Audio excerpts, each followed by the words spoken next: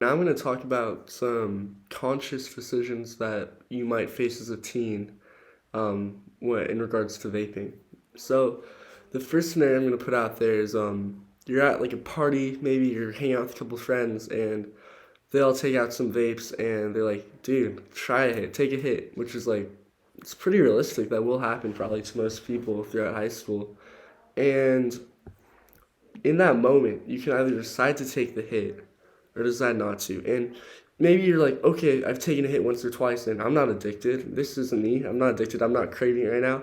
But the more you like decide to take that hit and follow your friends into doing what they're doing, the more likely you're going to become addicted. Because I know most people don't just buy a vape. No one like goes out, wakes up one morning like I'm gonna start vaping. I'm gonna get addicted to nicotine.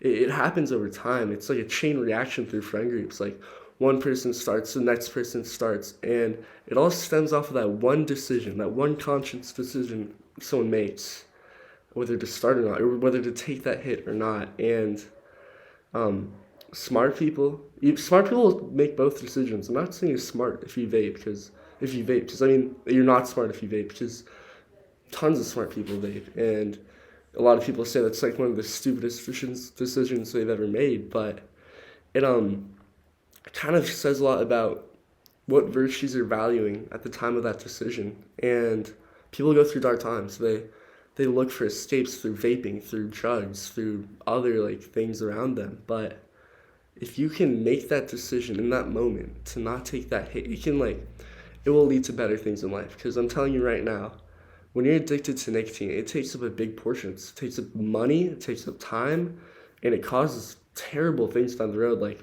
popcorn lung or depression, anxiety, these negative emotions you never want in your life. And it all stems off that one decision. So when you're making that decision, remember what I just told you, and remember how monumental that moment is, and it really defines you as a person in a way, you know?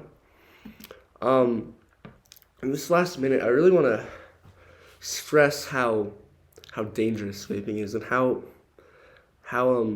not only does it affect you, it affects the people around you, affects your friends, your family, how it can like affect your like grandparents. You know, it affects everybody.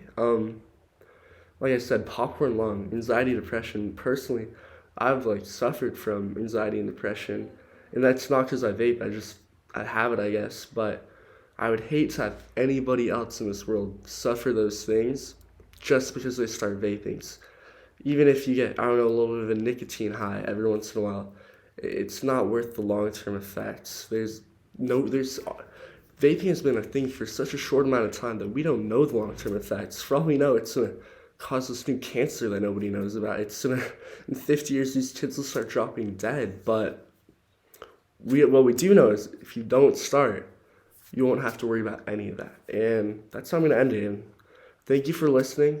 Take these words, use them how you want to, but I think you should. I think you should use them the right way and not vape. Thank you.